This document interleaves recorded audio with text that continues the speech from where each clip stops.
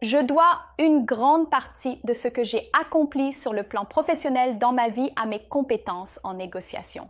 Je suis généralement un excellent négociateur et je ressens que je suis capable de réellement m'exprimer de manière à obtenir ce que je désire, comme si je pouvais véritablement convaincre l'autre personne. Et c'est à ce niveau professionnel de la persuasion où vous vous exprimez pour convaincre quelqu'un que ce que vous proposez a du sens pour vous deux. Rappelez-vous, dans les affaires, tout comme dans la vie, vous n'obtenez pas ce que vous méritez, vous obtenez ce que vous parvenez à négocier. Il s'agit de présenter votre point de vue sans sembler vous défendre. Au contraire, vous proposez quelque chose de bénéfique pour les deux parties dans cette négociation. Dans cette vidéo, je vais décomposer certaines des tactiques de négociation puissantes des experts. Des techniques qui vous aident à persuader de manière éthique et à vous défendre quand d'autres essaient de vous influencer. Que ce soit pour le travail, les amitiés ou les situations quotidiennes, vous apprendrez des stratégies. Influencez les résultats, parvenez à des accords équitables et sentez-vous en contrôle lors des négociations. Je peux vous suggérer un excellent livre sur ce sujet que vous pouvez trouver sur Amazon ou Google partout. Never Split the Difference. Negotiating as if your life depended on it par Chris Voss et je souhaite également partager avec vous les leçons clés à travers cette vidéo. C'est ce que nous allons faire. Je vais vous apporter des extraits de ce livre ainsi que les tactiques que j'ai pour vous. Il va y avoir un processus en 4 étapes, très bien pensé et avec des points vraiment brillants. En plus de cela, je vous donnerai quelques extraits du livre que j'ai mentionné. C'est un excellent livre, très bien noté. Si vous souhaitez vraiment étudier le business et apprendre ces choses de la bonne manière et non à partir de mauvaises sources, je vous recommande vivement de lire ce livre au moins une fois. Donc, la négociation ne consiste pas à tout diviser 50-50. Alors, de quoi s'agit-il vraiment dans la négociation? Je vais vous donner quelques exemples pour mieux comprendre. Imaginez 2 hommes qui se disputent. L'un veut la climatisation allumée car il a chaud, l'autre la veut éteinte car il a froid. Une 3e personne intervient et règle la clim à une température raisonnable, disons 24 degrés, avec une faible ventilation, offrant circulation d'air et brise fraîche. Ainsi, les deux sont satisfaits. Un autre exemple, 2 personnes veulent partager. Mais ils ne peuvent pas s'entendre sur comment le diviser équitablement, car souvent, quand vous coupez un gâteau, un morceau est plus petit que l'autre. C'est visible à l'œil nu. Peu importe comment vous le coupez, ils se plaindront tous les deux que l'autre a eu une plus grosse part. Alors que faites-vous? Eh bien, vous demandez à une personne de couper le gâteau et à l'autre de choisir en premier. Donc, si vous et moi nous disputions à ce sujet, peut-être que je couperais le gâteau et vous choisiriez en premier. Le site en premier. Ainsi, quand je coupe le gâteau, je serai plus prudent car je sais que vous choisissez en premier. Comme l'autre sait qu'il choisira en premier, il coupera de manière égale pour éviter un morceau plus petit. D'accord, un dernier exemple, c'est incroyable et je vais l'utiliser dans la suite de la vidéo, alors écoutez bien. 2 enfants se disputent un citron. C'est un exemple que vous trouverez dans de nombreux endroits discutant de la négociation, car c'est un exemple courant. Je faisais mes recherches et j'ai trouvé un exemple vraiment intéressant, alors j'ai décidé de l'inclure dans cette vidéo. D'accord, donc il y a 2 enfants qui se disputent un citron. Le parent, voulant être juste, coupe le citron en 2 et donne à chaque enfant une moitié. Un enfant presse le citron pour obtenir le jus et faire de la limonade en jetant l'écorce, tandis que l'autre râpe l'écorce pour l'utiliser dans une recette en jetant le jus. Donc ce qui se passe ici, c'est qu'un enfant utilise la partie jus, l'autre enfant utilise la partie zeste. Maintenant, si le parent avait simplement demandé pourquoi ils avaient besoin du citron, un enfant aurait pu avoir tout le jus et l'autre tout le zeste, donnant à chaque enfant 100% de ce qu'il voulait au lieu de seulement la moitié. Ce qui s'est passé ici, c'est que la moitié de chacun de ces citrons a été gaspillée, alors que les 2 enfants voulaient en fait des parties différentes du citron, comme vous pouvez le voir.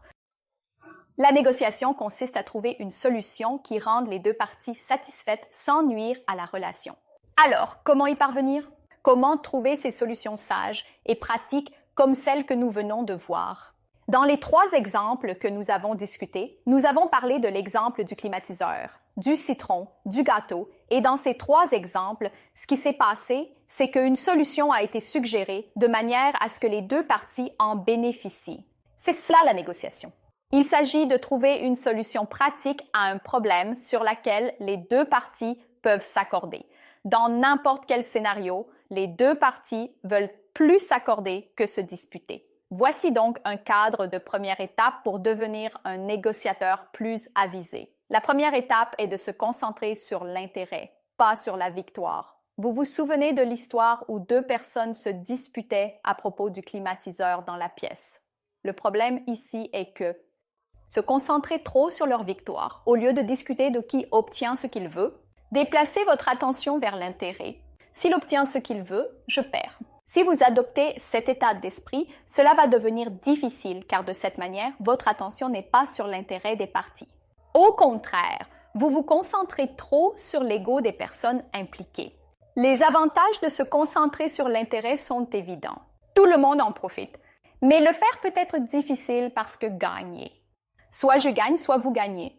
Et ce n'est pas une question de savoir qui bénéficie, c'est tout à propos de savoir s'il m'a écouté ou si je l'écoute et je ne vais pas écouter. C'est lui qui doit écouter et c'est pourquoi vous ne pouvez pas parvenir à un accord. Les intérêts peuvent être cachés ou peu clairs, alors comment découvrir l'intérêt de l'autre partie? Essayez de voir les choses de leur point de vue. Pourquoi voudraient-ils éteindre la climatisation ou avoir le citron? Pourquoi le demandent-ils ou pourquoi se sentent-ils seuls? Une relation où ils se sentent sous-payés dans un emploi ou réticents à déménager dans une nouvelle ville. Une fois que vous découvrez leur intérêt sous-jacent, parlez-en ouvertement avec ces personnes. Donc, c'est ma première étape pour vous. Les gens écoutent mieux s'ils se sentent compris. Ils pensent que ceux qui les comprennent sont intelligents et gentils. Parce que je suis intelligent, si quelqu'un me comprend, cette personne doit être intelligente. Et si cette personne est intelligente, d'accord, je peux l'écouter. Si cette personne est d'accord ou me comprend mieux, elle est gentille. Quand vous comprenez quelqu'un, il vous voit comme intelligent et gentil. Vous devez aussi exprimer vos intérêts. L'autre partie pourrait ne pas les connaître. Alors, dites ce que vous voulez. La communication est à double sens. Assurez-vous qu'ils se sentent entendus en utilisant la technique du miroir. J'ai appris cela dans un livre. Répétez les points clés de ce que quelqu'un dit. Vous voulez qu'ils comprennent cela. Vous les écoutez attentivement et comprenez leur perspective. S'ils expriment quelque chose, par exemple, « Je souhaite éteindre la climatisation car j'ai froid », vous le reformulez. « Ah, vous ressentez du froid ». Cela montre que vous êtes à l'écoute. Cela démontre une écoute active et contribue à instaurer la confiance. Passons maintenant à l'étape 2. Il est essentiel d'être équitable. L'équité consiste à protéger non seulement vos propres intérêts, mais également ceux de toutes les personnes impliquées dans cette négociation. Vous voulez un prix plus bas pour une voiture d'occasion, le vendeur en veut plus. Établissez un critère objectif pour décider. Les critères objectifs sont des règles impartiales qui ne dépendent pas des opinions personnelles. Maintenant, vous regardez les statistiques. Maintenant, vous regardez les chiffres. Vous regardez ce qui se passe dans le monde. Vous décidez sur une base sur laquelle vous allez décider de ce qui va se passer dans ce contrat. Donc, des exemples de cela peuvent être peut-être les prix du marché, les exigences légales, les experts, les avis ou peut-être juste des normes équitables sur lesquelles vous êtes d'accord. Dans une négociation, les gens ont souvent tendance à être en désaccord car ils pensent que vous êtes exigeant ou que vous gagnez s'ils acceptent. Mais si vous proposez de regarder les règles ou les réglementations en jeu, cela déplace l'attention de ce que vous voulez à ce que disent les règles. Donc maintenant, ils n'écoutent plus vous, mais les règles.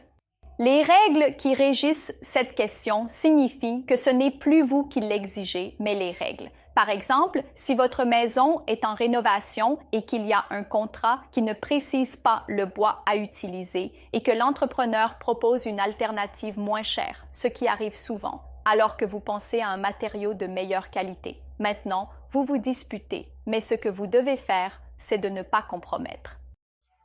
Au lieu de cela, dites peut-être que je me trompe, peut-être que le matériau que vous proposez convient au prix convenu. Mais j'ai vérifié les pratiques actuelles et la qualité que vous utilisez ou suggérez est dépassée et n'est plus courante et la durabilité m'inquiète.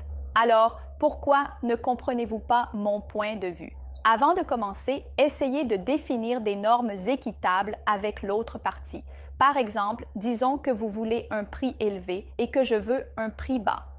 Déterminons quel serait un prix équitable. Quelles normes devraient être utilisées?